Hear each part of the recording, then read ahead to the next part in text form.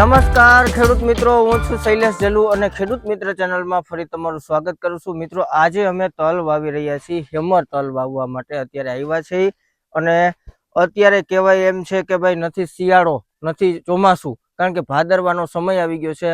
આજે 8 સપ્ટેમ્બર એટલે 8 તારીખને 9મો મહિનો છે. અત્યારે ખાસ ગરમીનું વાતાવરણ આવી ગયું છે અને આમાં અમે એક વખત તલ વાવી દીધા હતા, તો ફરી વરસાદના કારણે તલ બરી ગયા છે. કારણ કે વાયવા ભેગા ફૂલ વરસાદ આવ્યો, જેથી કરીને બધા પાકમાં નુકસાની થઈ છે. એમ તલમાં પણ આપણે નુકસાની થઈ છે ને તલ બરી ગયા છે. પણ આપણે તલને અત્યારે વાવવા છે અને જો તલને આપણે ચોમાસામાં વહેલા વાવવા વર્ગી તો પાછતરા વરસાદને લીધે તલ આપણે નિષ્ફળ થાય છે. તો આપણે આગલે વર્ષે એક વિડીયો નાખ્યો હતો કે શિયાળુ તલનો વિડીયો, જે આપણે અનુભવ કર્યો હતો. એની મગફળી કાઢીને તલ વાવેતર કર્યા હતા. તો હજી મહિના દિવસ પછી જો એને તલ વાવ્યા હોય અને એ તલ પણ સરસ મજાના હતા. એ વિડીયો તમને ક્યાંક આડો આવે તો જોઈ લેજો. સરસ મજાના હતા, તો છતાં પણ એ તલ થયા. તો આપણે અત્યારે વાવી એટલે આ ઘઉંની ટાઈમે એટલે કે 12મા મહિનાના એન્ડમાં આ તલ નીકળી જાય પછી ફરી આપણે ઘઉંનું પણ આમાં વાવેતર કરી શકીએ. અને હેમર તલ છે. બીજા નંબરમાં હોટિયારા છે. હોટિયારા એટલે કે ફૂટ ન થાય અને બૈઠું બધી બાજુ બેઠા થાય અને ઉત્પાદન હેમરનું સારું મળે ને અત્યારે ચોમાસાની ઘોડે વૃદ્ધિ નહીં થાય, કારણ કે માપે થાય. જેમ આપણે ઉનાળુ તલ વાવી, માની લ્યો કે એનાથી કદાચ વધારે થાય તો પણ આમાં હવે ગરમી ન લાગે, કારણ કે અત્યારે જે ગરમીની સિઝન છે ને ત્યાં તલ બધાય કમ્પ્લીટ થઈ જશે કે 2 મહિના ગરમી રહે, 2-2.5 મહિના ત્યાં તો આપણે તલનો પાક કમ્પ્લીટ થઈ જાય.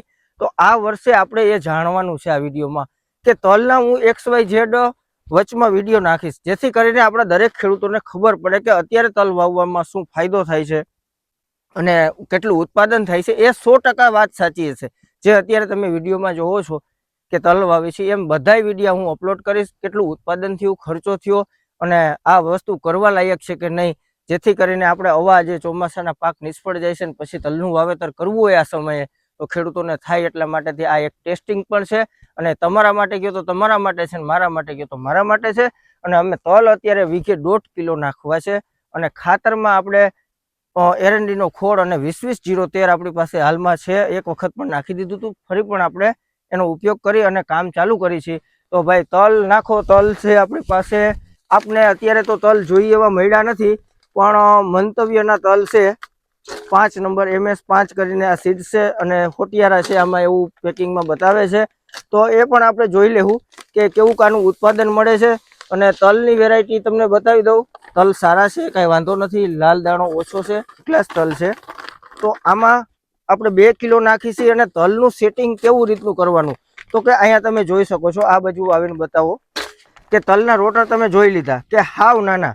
આ મોસમ કંપનીના 4A ના રોટર છે. અહીંયા તલ ખાનું ખુલે એટલા જ તલ અહીંયા આવવા જોઈએ કે તલ અહીંયા નીકળવા માંડે અને જરાક થડકો આવે અને જીરી નીકળે. તો એટલા તલ આપણે અહીંયા રાખશું ને એટલે 1.5 કિલો તલ પડી જાય.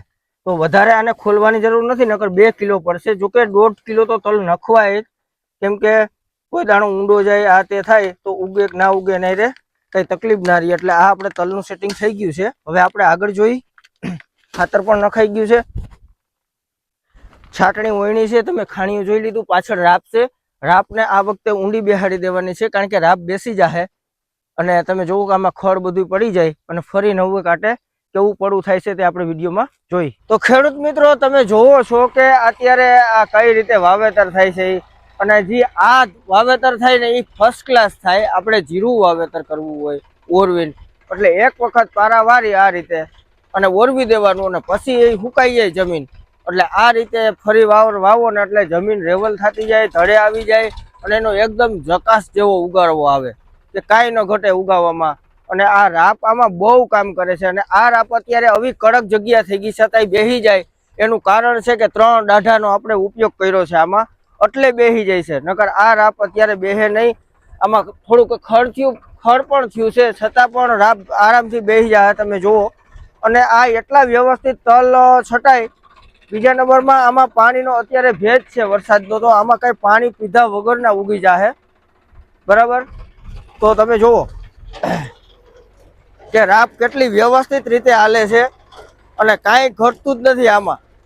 તો આ રીતે અત્યારે ખાતર પણ આપણે નાખી છીએ અને વાવેતર આ રીતે થાય છે. હવે આ તલ ભીનું એટલું પડવું છે કે પાવાની જરૂર નથી. આપણે આનો વિડીયો બનાવશું કે ઉગાવો આવી જાય પછી વિડીયો બનાવશું, પછી માવજતનો વિડીયો બનાવશું. અને ઉનાળુ તલની ખેતી દર વર્ષે વધતી જાય છે. તો ઉનાળુ તલમાં કોઈને પાણી હોય ન હોય, અને તલનો ભાવ સારા છે, ઉત્પાદન પણ સારા મળે છે. અને હેમર તલનું જે ઉત્પાદન મળે ને એ હાયરુમાં ન થાય. અને હાયરુનું વાવેતર આપણે જ્યારે ચોમાસામાં કરી દંતારથી 27ની જારી કે 36ની જારી કાળા તલ હોય તો, પણ એ છેલ્લે બાલી જાય છે, એમાં કારીઓ આવી જાય, કારી ચરમી આવી જાય છે અને પાક નિષ્ફળ થઈ જાય અને તલના બૈઢામાંથી તલ ન નીકળે. એ સમય જ એવો આવી જાય કે તલનું ઉત્પાદન નથી થતું. ને આ અત્યારે જે આપણે તલ વાવી છે ને એ સેજ 15 દિવસ મોડું થયું છે, 15-20 દિવસ. નથી અત્યારે અવડા તલ હોત તો આ તલ આપણે ઘઉંના વેલા આપણે ટાણે પડું છૂટું થાત. આ સેજ મોડું થાય અને ઘઉં 12મો મહિનો આખો વાવેતર કરી છે, છતાં પણ 1.5-2 ખાંડી ઘઉંનું ઉત્પાદન આપણે મળે છે, કારણ કે ઠંડી પાછતરી આવે છે. એટલે કહેવાનો અર્થ એ છે કે તલ અત્યારે જો આ તલ આપણે વાત કરી, ભલે એક વખત આપણે પાડવા પડ્યા અને નિષ્ફળ પણ ગયા, પણ તલમાં એટલો ખર્ચો ન લાગે જેટલો બીજા પાકમાં લાગે. એટલે આપણે બીજી વખત તલ વાવી છે અને ઘરનું ટ્રેક્ટર છે, એટલે આપણે કોઈ એવા ભાડા પણ આપણે નથી લાગ્યા. અને હવે આમાં ખડથી માંડીને કાંઈ નહીં થાય. જો આ તલ ઉજરી ગયા અને આ થયા ને તો આનું બમ્પર ઉત્પાદન થાય એવું મારું અનુમાન છે. અને તમારું અનુમાન શું કહે છે ને એ કોમેન્ટ કરજો. અને અત્યારે તલ વાવેલા જેને પણ અનુભવ કર્યા હોય, આવા ટાઈમે જેને તલ વાવ્યા હોય, એ તો ખાસ કોમેન્ટ પણ કરે અને મને કોલ પણ કરે. મારા નંબર નોટ કરી લેજો, 97-265-17-883 આ મારા કોન્ટેક્ટ નંબર છે. આ બાબતની માહિતી મને પણ કોઈને કાંઈ આપવી હોય તો કોન્ટેક્ટ કરે અને ફોન કરે. હવે મહત્વનું એ છે કે આ વિડીયોને શેર કરવાનો છે, કેમ કે અત્યારે તલ વાવવાનો કોઈક વાવતા હોય છે, તો અત્યારે તલ વાવવાનો આ બેનિફિટ શું છે એ બધાને ખબર પડે. અને એને પણ ભવિષ્યમાં આવું કાંઈ કરવું હોય આગલા વર્ષે તો આપને ખબર પડે. એટલે તમને આમાં જાણવા મળશે આપણે કોઈ પાક ફેલ થયો હોય તો અત્યારે તલ વાવવાનો શું ફેર પડે, અને એ પણ પાછા હેમર, અને એ પણ પાછા હોટિયારા, કે ઉત્પાદનમાં કેવડોક ફેર પડે ને એ વસ્તુ મહત્વની છે. જો આ તલ થયા તો એનું ખાસ ઉત્પાદન મળે એવું મારું અનુમાન છે. તમારું શું અનુમાન કહેવાનું થાય એ જરૂરથી કોમેન્ટ કરજો. વિડીયો પસંદ આવ્યો હોય તો લાઇક, શેર અને આપણી ચેનલ સબસ્ક્રાઈબ કરી દેજો. હવે નવા વિડીયોમાં મળશું, ત્યાં સુધી જય જવાન, જય કિસાન, ભારત માતા કી જય.